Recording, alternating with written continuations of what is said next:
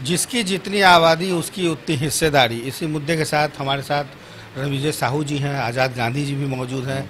आज एक press conference भी किया गया जिसमें अति पिछड़ा संघर्ष मोर्चा अपनी बात कह रही है। अब तो खुशी की बात है, जातीय जनगणना आपकी सरकार है करा रही है, उसमें आप लोग तो आरक्षण मांगेंगे, मिलेगा। देखिए, बिहार बड़ी गर्व की बात है। मैं अपने दोनों नेता को, बिहार के चीफ मिनिस्टर, डिप्टी सीएम साहब और राष्ट्रीय जनता दल के राजद सुप्रीमो को हम लोग अति पिछड़ा संघर्ष मोर्चा जो है दिल के गहराइयों से बधाई देना चाहता है कि इन्होंने साहसिक कदम किया।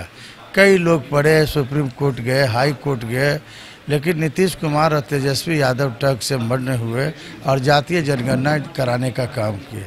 सदियों से डॉक्टर भीमराव अंबेडकर का भी ये नारा था आबादी के हिसाब से, और पटेल जी भी इसका समर्थन किए थे कि जिसकी जितनी आबादी उतनी हिस्सेदारी मिलनी चाहिए।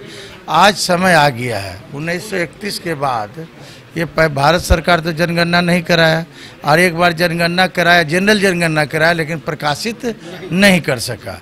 तो कई कारण है नहीं जातीय जनगणना कराने का केंद्र सरकार को। बीजेपी क्यों भागती, क्यों डर रही है आखिर जातीय जनगणना? उसकी आबादी बहुत कम है। उन लोगों का जो वोटरों की आबादी है वो 15 से 16% उसकी आबादी है।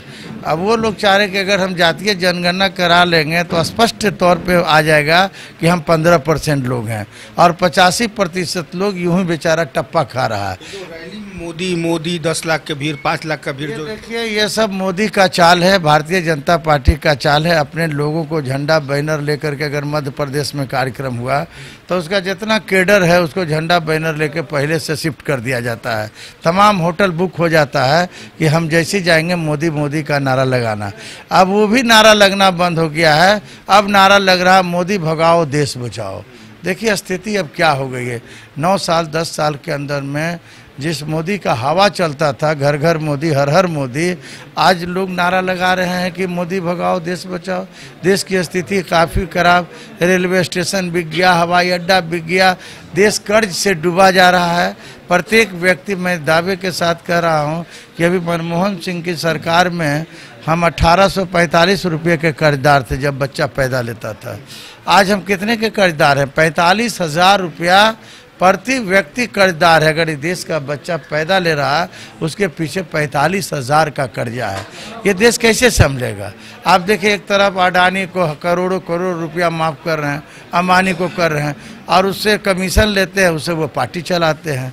देश की जनता समझ चुकी है, और गरीबों की हितैषी की सरकार नहीं है। अगर गरीबों की हितैषी की सरकार रहती तो आज रणविजय साहू के नेतृत्व में आंदोलन नहीं होता।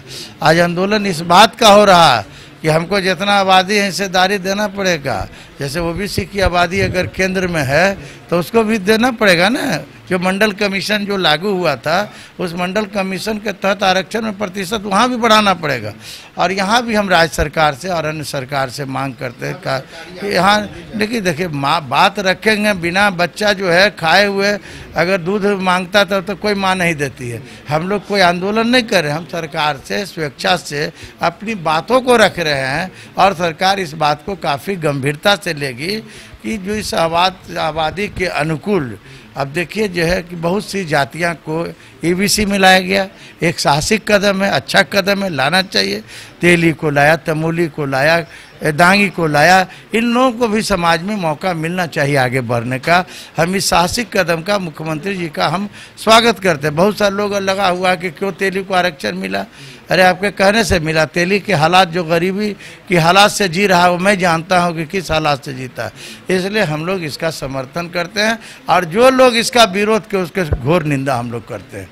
एक सवाल रणविजय साहू जी से भी, लेकिन दीनदयाल के उपाध्याय की जयंती में जाते हैं, कहीं कुछ मामला गड़बड़ तो नहीं हो रहा है? नहीं, पूरी तरह से महागठबंधन या इंडिया एकजुट है, और माननीय नीतीश कुमार के नेतृत्व में पूरी तरह से बिहार आगे बढ़ रहा है, और तेजस्वी जी लगातार उस विकास कार्य को आगे बढ़ा रहे हैं।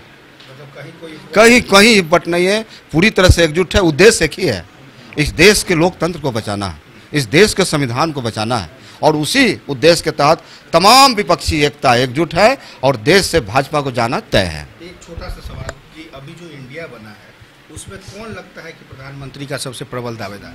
देखिए, पूरी तरह से उद्देश्य एक ही है, चेहरा की बात नहीं है, उद्देश्य क्या है, हमारा लक्ष्य क्या है। लक्ष्य एक ही है इंडिया का कि इस देश से भाजपा का कैसे सफाया हो। और जिसने 10 वर्षों में यहाँ के महान जनता को, छात्र, नौजवान, युवा, किसान को ठगने का काम किया है। मुद्दे की बात हो रही है, हम समझते हैं भाजपा को जमीन खिसक गई है। जब से इंडिया मोर्चे का निर्माण हुआ है, एकजुटता आई है, क्रांति आई है, आगाज हुआ है, तमाम पैर के जमीन खिसक चुकी है भाजपा का।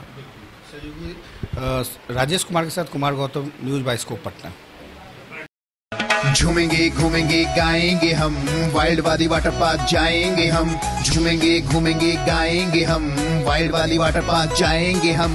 वाटर पार्क में फुल ऑन फन करेंगे, फैमिली संग वाइल्ड वादी चलेंगे। वाइल्ड वादी एंड अम्यूजमेंट वाटर पार्क एक नए अवतार में तो तैयार हो जाइए वाइल्ड वादी में अनलिमिटेड मस्ती के लिए। साथ ही 33 फीट की हाइट से मल्टी लेन और बर्ड पार्क का भी ले फुल मजा। वाइल्ड वादी अम्यूजमेंट वाटर पार्क, देवी मंडप रोड, 10 माइल चौक, रांची।